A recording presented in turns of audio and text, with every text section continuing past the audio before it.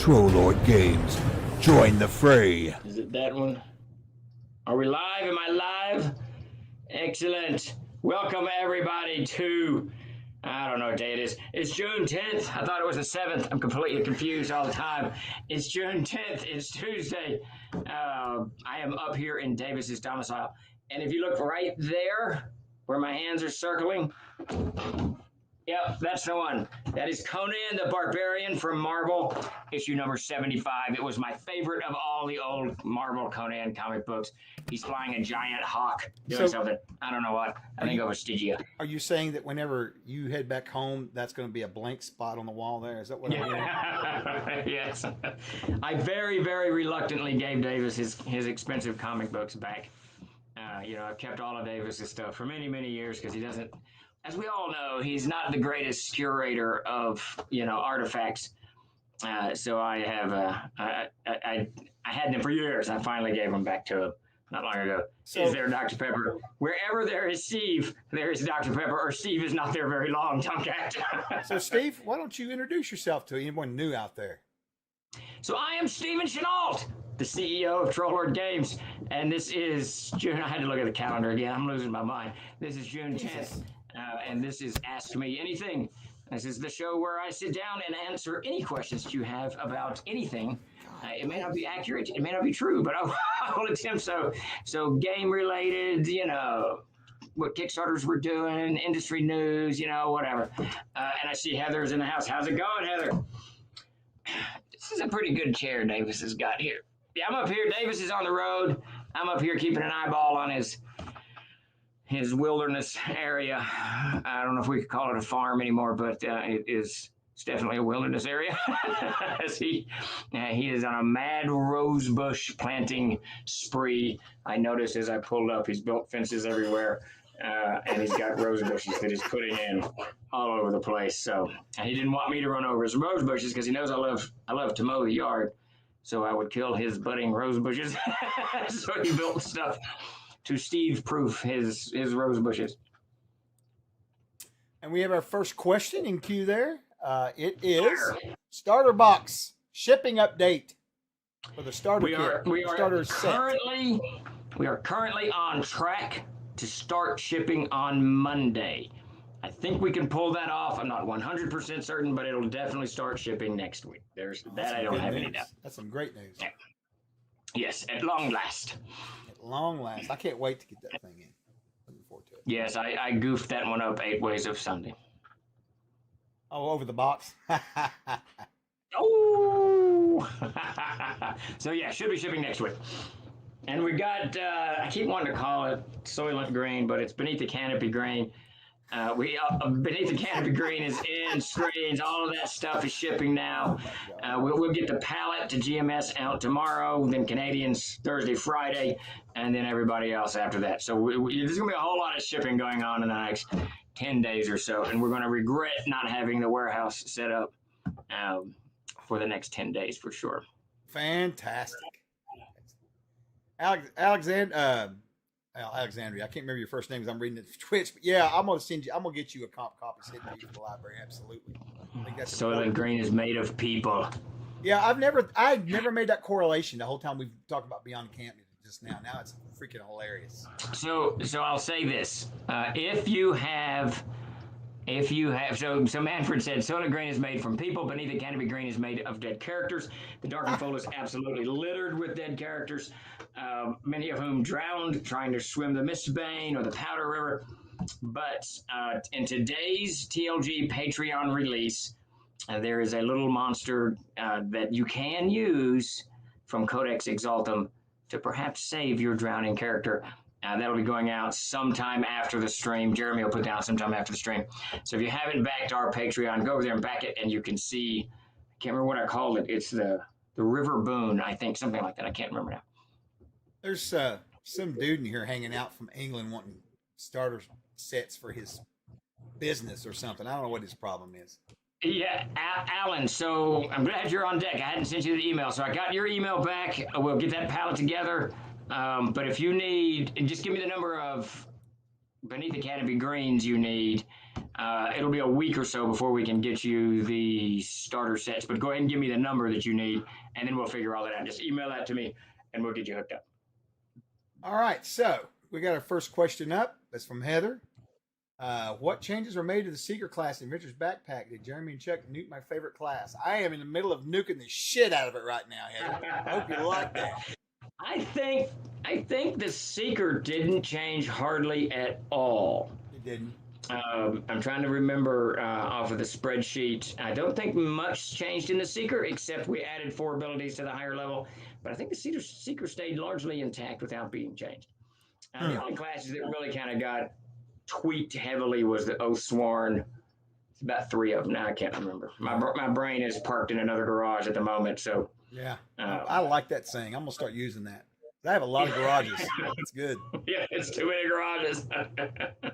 Chuck hit Charles Heston. That's hilarious. Damn you, Chuck! Damn you to hell! I remember that. Chuck Heston. Yeah, Manfred. I think if it was someone mentioned that on that spreadsheet, then it was clarified. Yeah. Right now, where we are, I've put in all the edits. I've put in all of the abilities, and it's on Chuck's desk, and he's kind of going over, doing an edited. Then it'll go to Jeremy's desk, and Jeremy will go over, really just looking at rules, and then it'll go into editing. So Monday or Tuesday, we hope to see that into editing. The next 2 questions are very simple. So Eltrin and Commander Chase McLeod over on YouTube both want to know, where are the Adventure Backpack stretch rewards? Stretch rewards. So we've got a new idea. We're going to do a stretch goal of 100K, and if we get it, we will announce the new stretch rewards. What do you think? There you go. Our stretch reward is new stretch rewards. You know, we are absolutely tickled pink about this Beckett campaign. I can't believe it. When I laid it out, I told the crew, I said, look, we'll probably look at 30 to 50, somewhere around in there, based off, because just being this book. But it has far exceeded what we expected it to do. And now I'm curating the book carefully. I don't want to put a lot of stuff in that book that's just going to kind of make it top heavy for you all using it. So this next round of stretch rules should be out in the next few days, but we're going to be a little bit more careful in what we put in there. Yeah. I don't want things to get out of hand. There's, some of you don't remember this, some of you do. Back in the D20 days, it was fantastic when 3rd edition came out, and there was all these prestige classes, and it was really cool, and everybody started making prestige classes. We made some, other companies made some, then companies made books of prestige classes, then there was adventures that had prestige classes, and then more prestige classes, and in about 18 to 20 months, there were so many classes that you could play that it was impossible for the DM to run the game. So I want to be very careful what we put out. I feel like we're already a little bit top heavy by merging those race classes, the dwarf, elf, gnome, and halfling into the book. So we just got to be careful going forward. Yeah. Yes. Your old Thor Thunder remembers. Yes. It's too many. My God.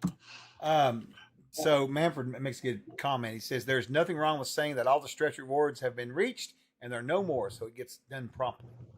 Interesting. That's kind of where my brain is, but there's a couple of things. Like, one of my favorite parts in the Player's Handbook is the 2 pages on tracking. If I think it's on page 66 of the 10th printing. If you don't know what I'm talking about, we put in there this whole kind of discussion on what goes into a ranger's tracking. It's got types of scat, it's got time frames, all kinds of stuff that's just 9 out of 10 of us are never going to use, but then one person that's really into the ranger and wants to really role play on, is this a deer or is this a raccoon or whatever, then the information is there. So that's kind of the direction that we're looking at. One of the stretch rewards that I've bandied about is taking the archer class and doing a similar treatment of the archer class with various quivers and different types of arrows, but grounding it somewhat so it's not completely crazy. The Green Arrow, one of my favorite superheroes, a little bit nutty because he had like 72,000 arrows in his quiver, I think, and he could pull out of that quiver this thing with a giant, punching bag fist on it or whatever, just to knock someone out. And none of that's really realistic, and we don't want to lean too heavy into the realism, but we do want to and we want to do a little bit fun. I do vaguely remember that. Someone can correct me if I'm wrong, but the Iceman, the gentleman that they found frozen in the ice from like was it BC? I think it was BC, up in Switzerland. He had a quiver with him, and in his quiver, at the bottom of a quiver was a wooden platform with holes in it, and that's where his arrows went. So that when he pulled his arrows out, it wouldn't pull all 7 or 9 arrows, that type of thing. So we're looking at an expansion on the archer for their equipment, not really the archer itself, but for the equipment. Looking at something similar for holy items as well for the paladins and skalds and clerics and druids and whatnot. So we're kind of looking in that direction to build up, to get technical with equipment, but it's really more role-playing stuff, right? It's not going to bring tons and tons of, I got this type of arrow, I can do +4 damage or whatever. It's really going to be kind of geared towards if you want to flesh out your archer in a really realistic way. I will say Death Angel Shadow came up with a really good idea. Question, how about some NPCs or pre-gens? We could do pre-gens, a set of pre-gens made for it. We could definitely do a set of because we need them anyway. We don't have them, so that would be... That would be very cool and very useful. I think pre-gens are very, very helpful. Not hard to do. So Mr. Freedom from over at X says, congrats on the success of the Adventurer's Backpack.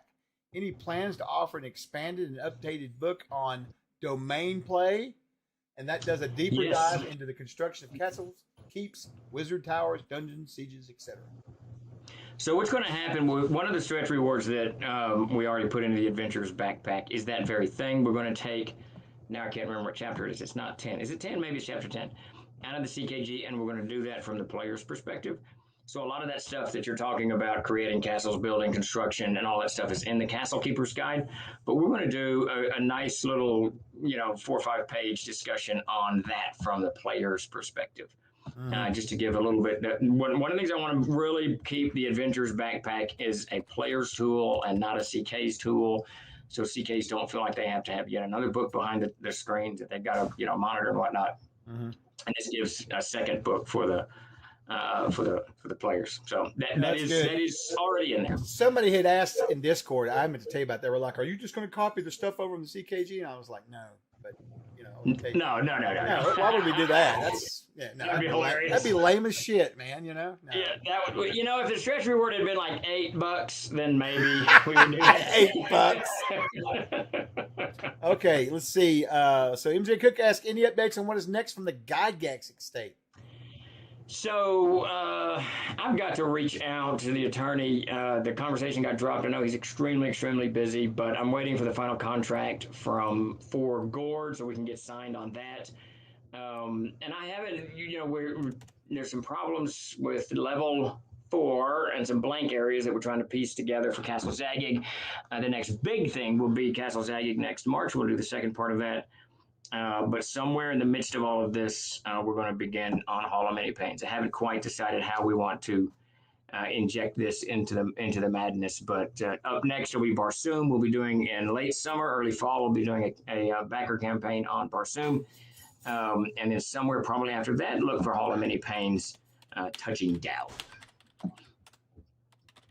That is the plan. Is there any other questions floating around? No, we're caught up right there. The last one, Manfred just said.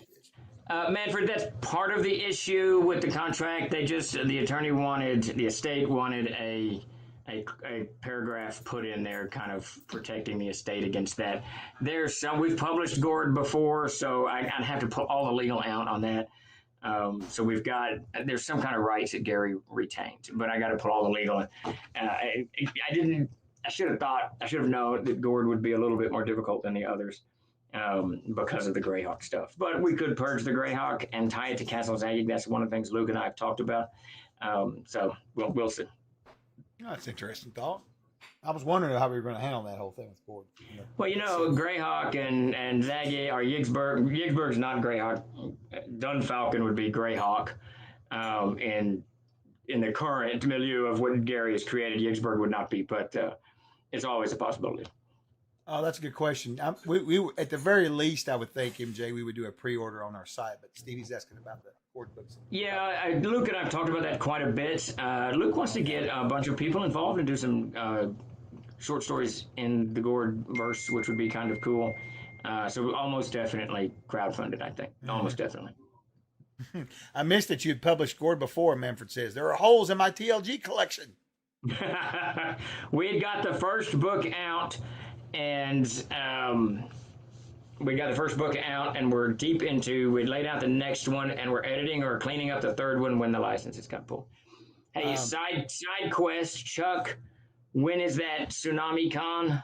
What are the dates?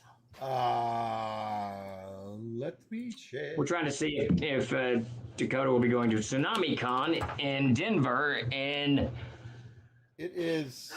December. I need a break. Waiting on the internet to load. It's what it's waiting on. I'm waiting. There you go.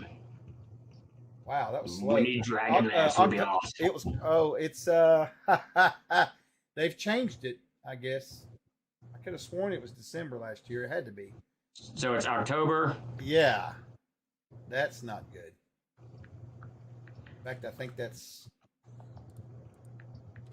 What's the date?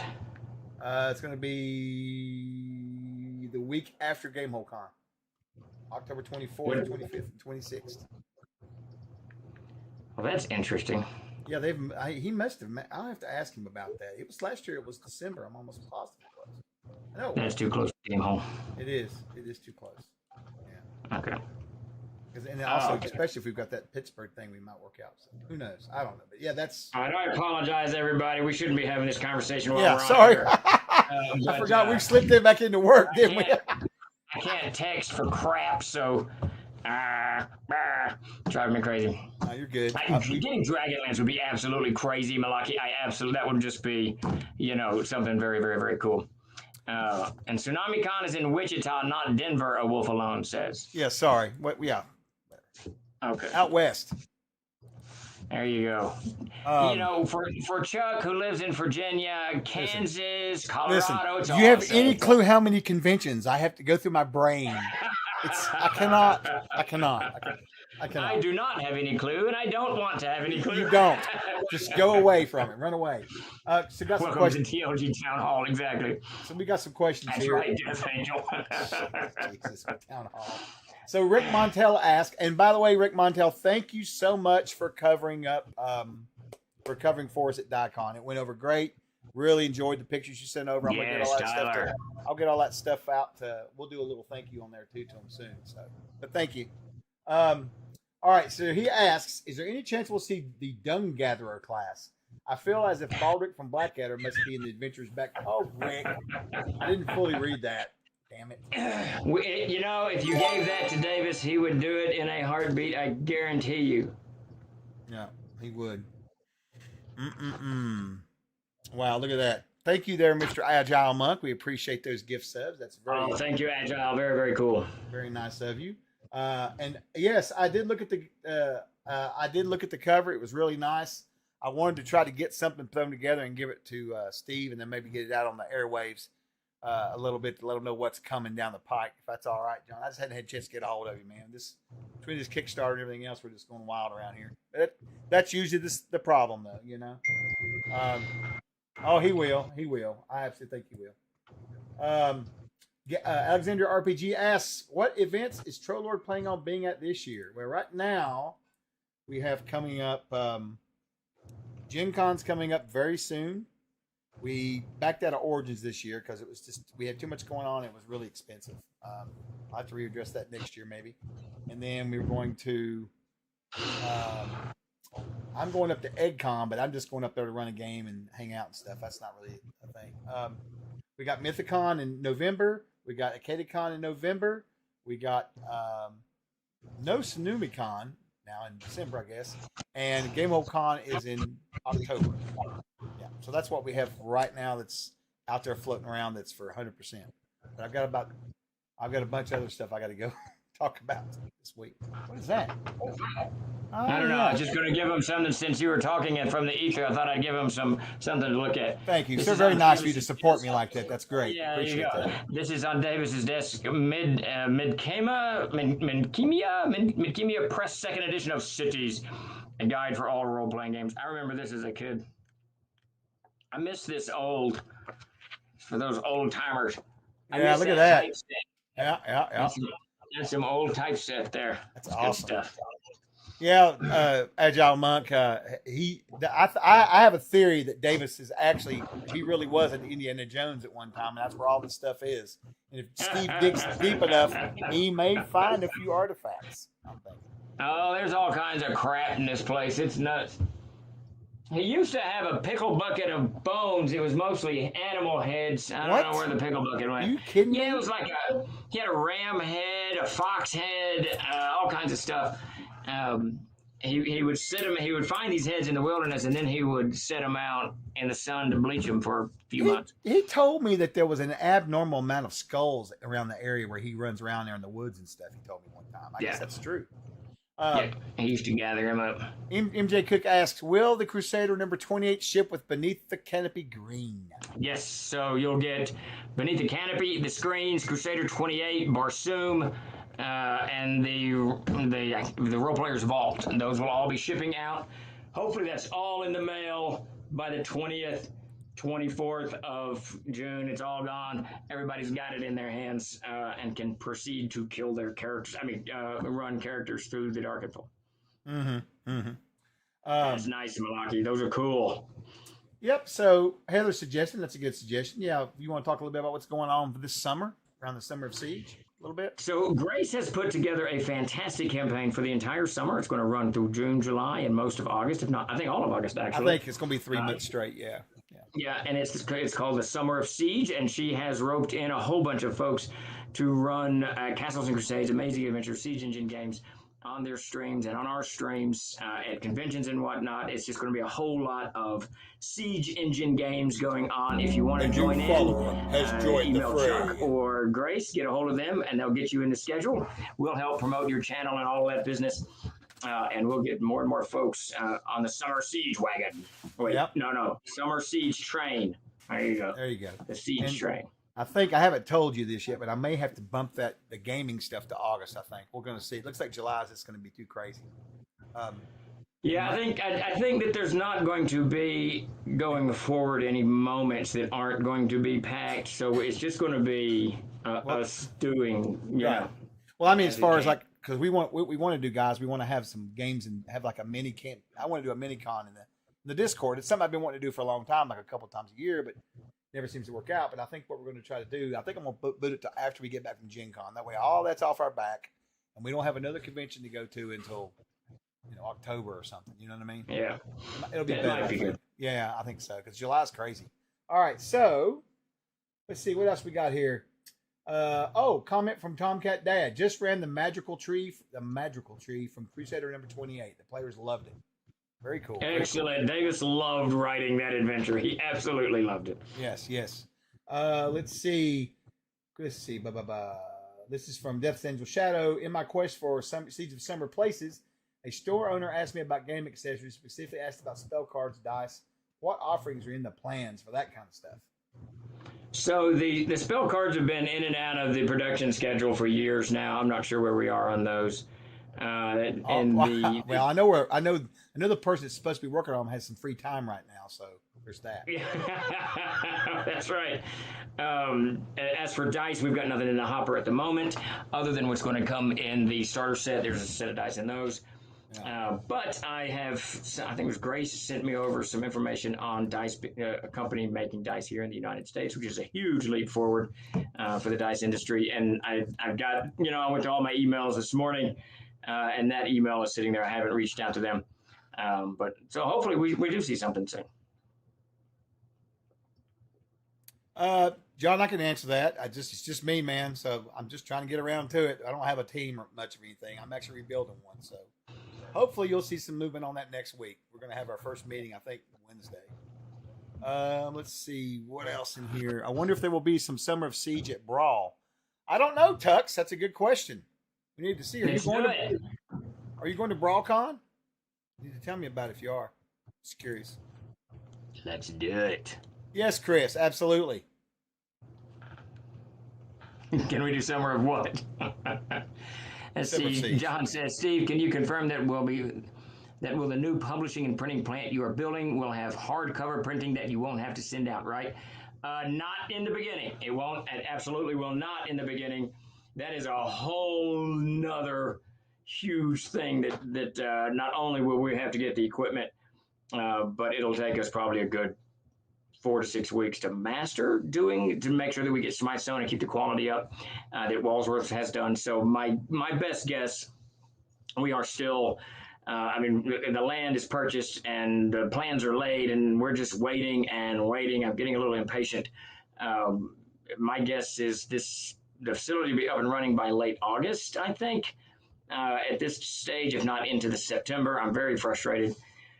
And then once we've got everything set up, and we're going to let Dakota settle into the new duds and get everything running, and it's all smooth, and we're happy.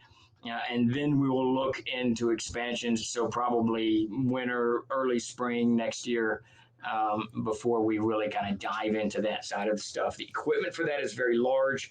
We'll have a big footprint, and it's not the same that we've got now. The good news is we'll have the industrial printer in. They can do the actual printing. It's the binding side of it. It's 4 big pieces of equipment, as I recall, and you have to make signatures out of each of the pages. And then you sew those, and then you bind them into the cover sheet. So it's a whole process that we will have to learn for sure. So for the immediate future, at least for the next 8 months to a year, we'll still be going with Walsworth, and we will send you guys to Walsworth as well. Yes, all soft covers, John, will be going through us for sure. The new commercial printer comes in.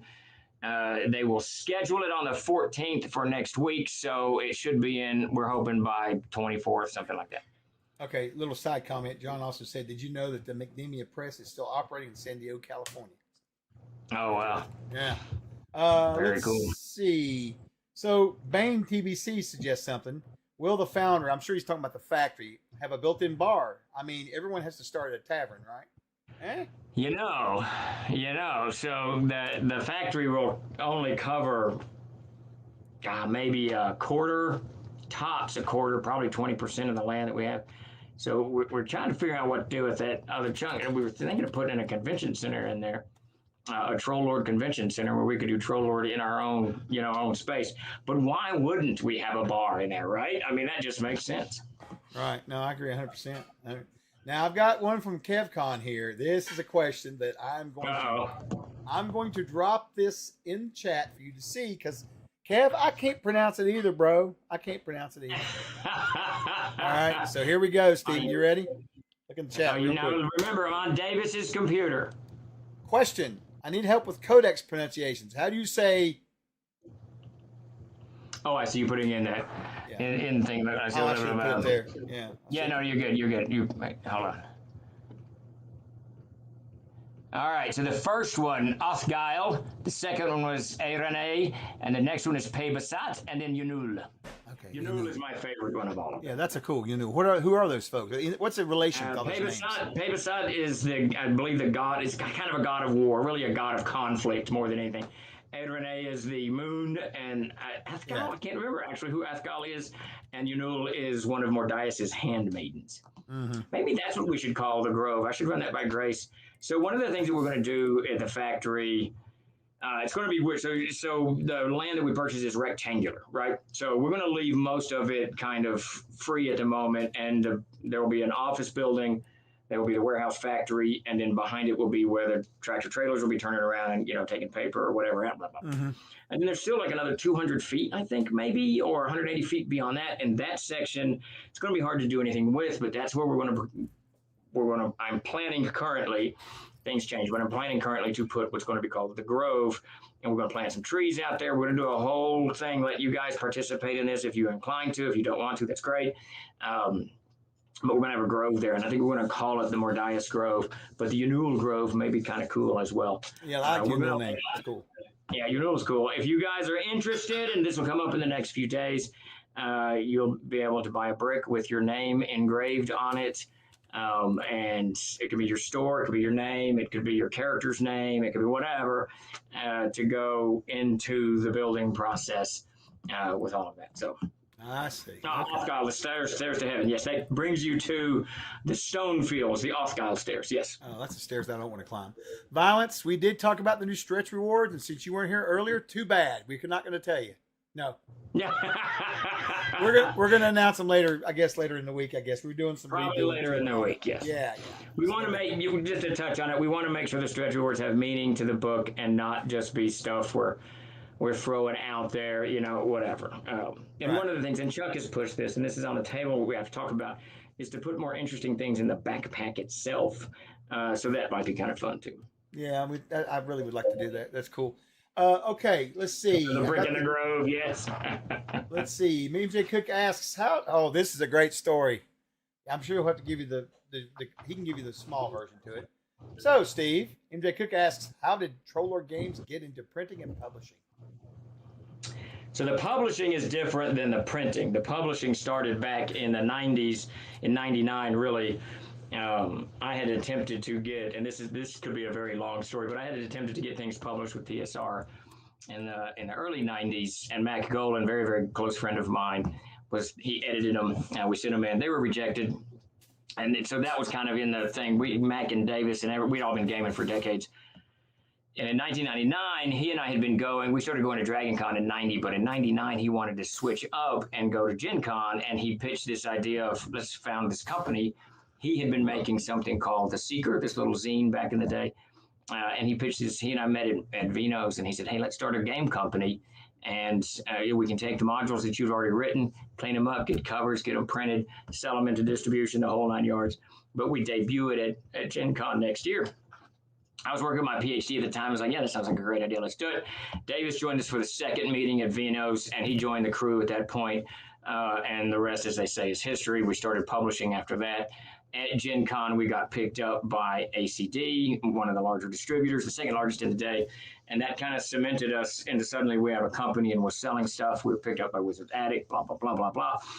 But then we got into publishing. Now, fast forward a few years, in 2003 and 2004, give or take, print on demand started becoming a thing. There was this huge push, and it became a thing. And I remember that Davis had, at some point, he was still an archaeologist. I was the only one working, me and Todd were working full time for the company. Mac was doing his law degree, and Davis was out in archaeology. Mac may have left the company by this point. But Davis pitched me. I was bitching about print costs, and he pitched me. He said, why don't you just do your own print shop? I was like, we're not building our own print shop. That's insane. We have no idea what any of that means. He said, well, you save a lot of money.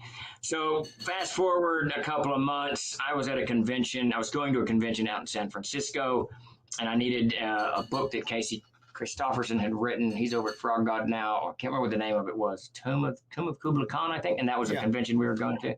We did 3, and I think? I had to, yeah, something like that. And I had to short print it at a print on demand. It was one of the first times I used print on demand, and I had to have it overnighted. And the whole thing cost like, I don't know, $700 or $800. It was insane, and I was absolutely furious. I was much more passionate. That's how we say in those days. my temper, my fuse was a little shorter in those days than it is today. And I got back and I got a hold of Mark Sandy. He was working for us part-time at that point, helping us with shipping. And I said, all right, we're going to build a print shop.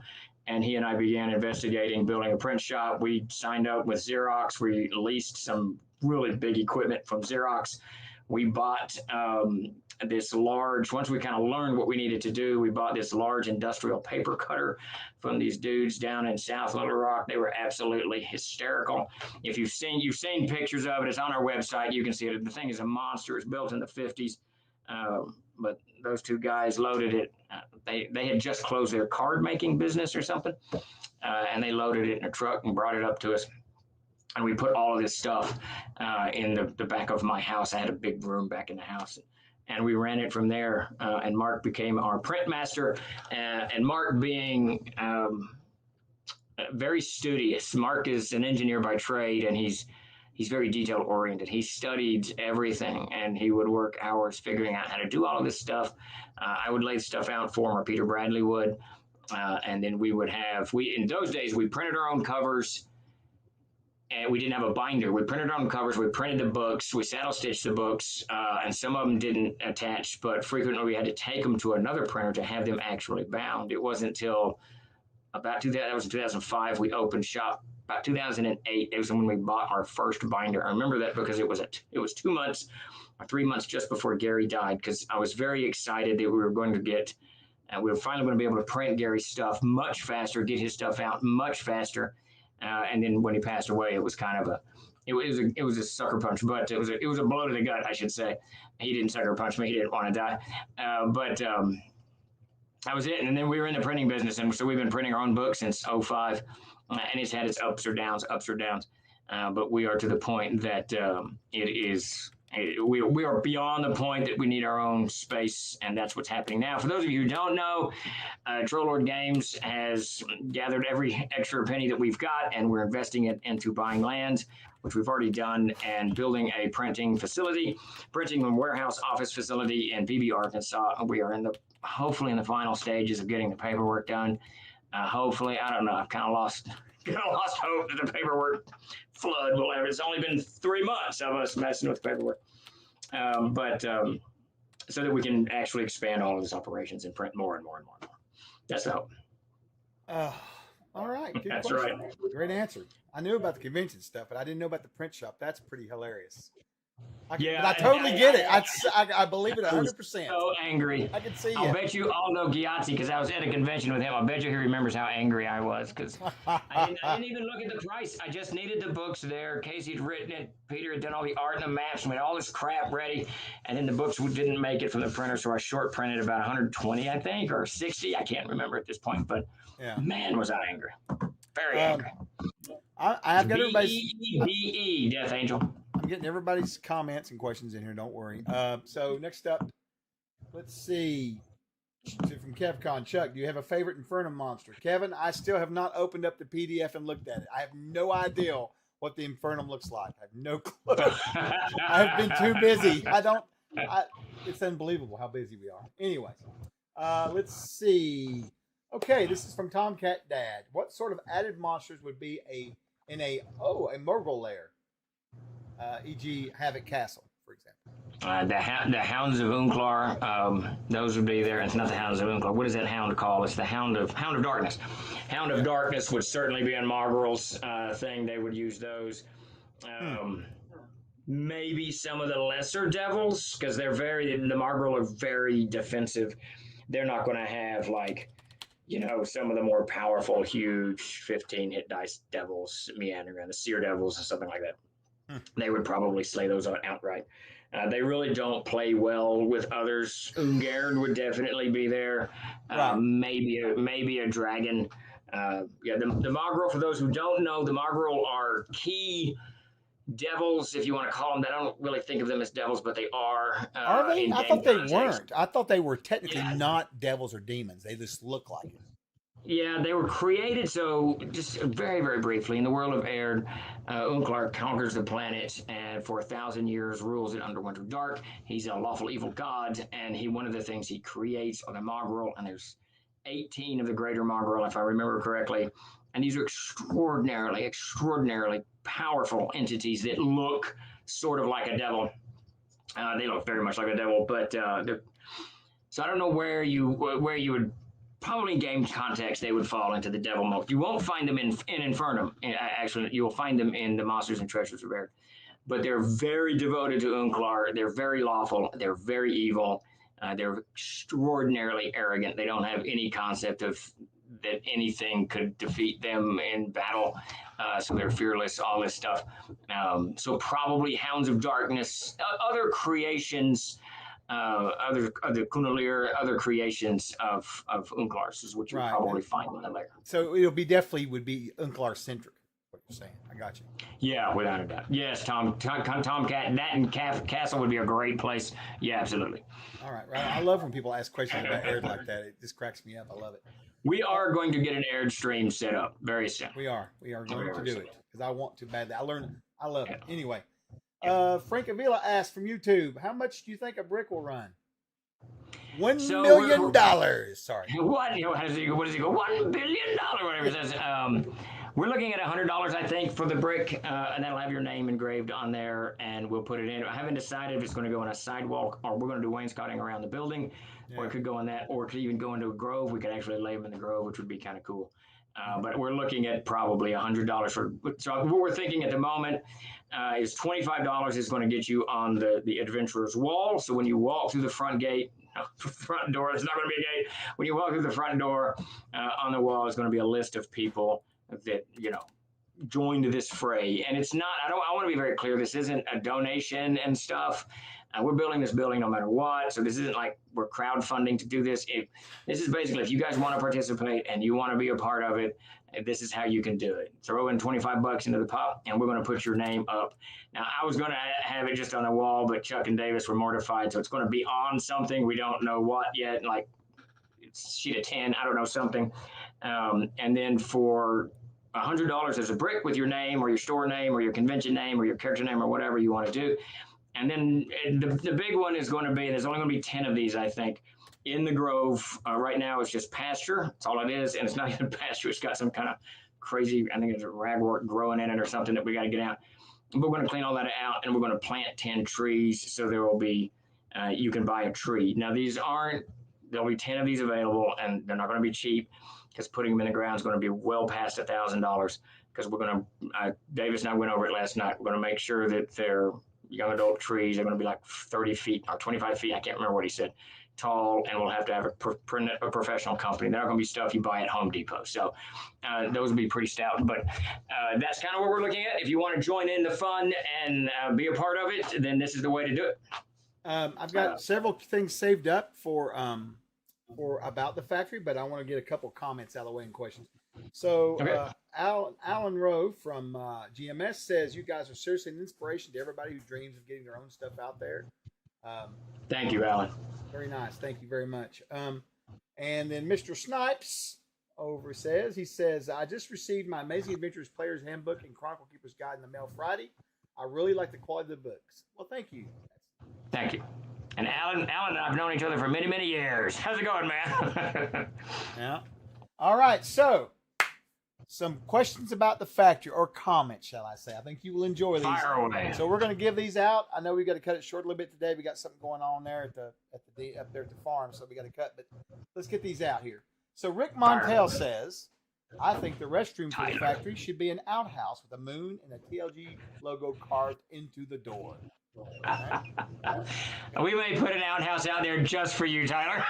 That's a great idea. Well, there's more coming from Tyler. So Manfred says, drinking and printing presses really belong together. No potential problems there that he can think of. Yeah, surely not. Surely not. Surely not. Let's see. Willie the Rat says, can the new TLG gaming area have a Dr. Pepper fountain? But then it wouldn't be in a can, Willie. So I'm not sure that would work. But we can do it for you. Yeah, Steve would be like, Willie, if you will send down some Mars bars, then for sure. Let's see. All right. Rick Montel says the factory needs a grand opening. All the CNC fans will tour the facility. I would happily offer my services to run the TLG gift shop. And he also says, as far as whenever you have to move up to BB eventually, he's sure that Kathy's happy to have that room back. All right. Let's see. Monkey Lord says, Dread Monkey Lord says, will the tree have a plaque saying who sponsored the tree? Yes, absolutely. I haven't decided how I want to do that. So the Grove, so it's a funny thing about doing this in Arkansas. I really want the Grove to have a couple of benches in it, whatever, maybe a Dr. Pepper fountain, whatever. So it's a place you can go, relax, whatever. But that becomes here, especially BB's just off the Ozark Plateau, so it's kind of in the flats, which is mosquito country. So a lot of mosquitoes in there. But I can't decide how I want to do it. There will definitely Dread Monkey be a plaque for the tree. And it'll probably be one of those, a stake in the ground with a little plaque with your name on it or character's name, whatever you want on it. That's kind of what I'm thinking at the moment. We certainly don't want to put anything on the tree that's going to, slowly get meshed into the tree itself. But there's other options we could do, maybe something hanging from the tree, but then gets knocked down, weathering, blah, blah, blah, blah. But yeah, definitely something there for sure. An embroidered bug net. We need to get a giant net. That's a great idea, Jeremy. We get a gigantic net and put it over the way you keep bagworms off of trees is you net the tree, right? You just put this net over the tree and it'll keep the bagworms off. So we'll just do the whole grove in a giant net. That'd be great. So Sparky has I don't know if I'm concerned about that question or not, but he asks, You see the question? Yeah, I see the question. Sparky, sure. If you want your ashes put in BB, Arkansas. Oh my God. The interesting thing, where we're building is very close to downtown.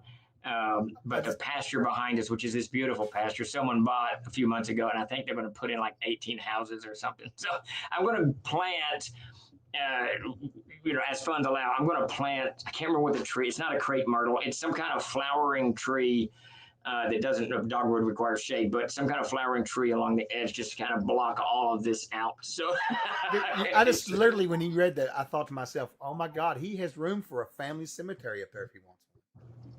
There you go. Now you're talking. We could do. Oh, I have a brilliant idea. Oh my God. So you have to donate. I believe that if you're going to do, and someone other could correct me, but I believe if you want to do a family cemetery, you have to donate the land to the state. Now, I don't think that you can have private cemetery. I think the state has to own it. You can manage it, but the state has to own it. I think I vaguely remember talking to a county clerk about that. I have a way around that. Excellent. I do. I will once again recommend you to be vague with the location of this property. It's too late for that.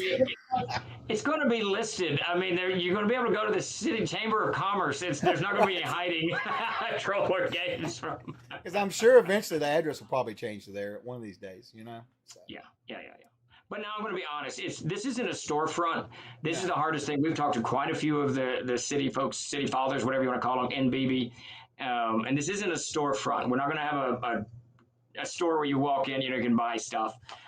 Dakota will come in, lock the door behind him, and he won't even know you're, you know what I mean? If we're going to allow, and we will have people visit, it's going to have to be kind of scheduled, stuff like that. Yeah, absolutely. And we want, guys, to be honest with you, I don't know how we would pull off TrollCon. There's no hotel in BB, I'm pretty sure, but we could definitely probably try to do a move there. It's going to be small ones. Now, interestingly, so this is one of the, now, Kathy and I looked at BB long before for a bunch of reasons.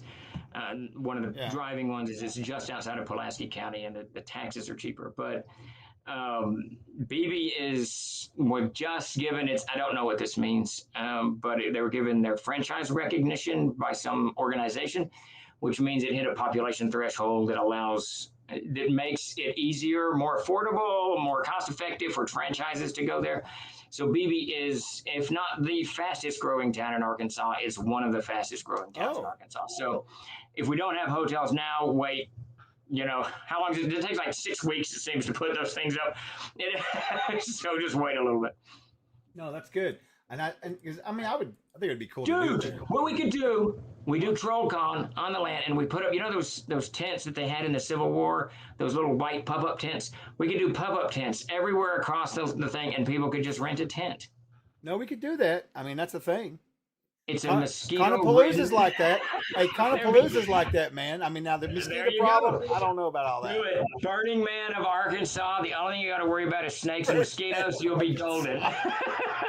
And they go with the backpack. RPG Pilot's right. Wow.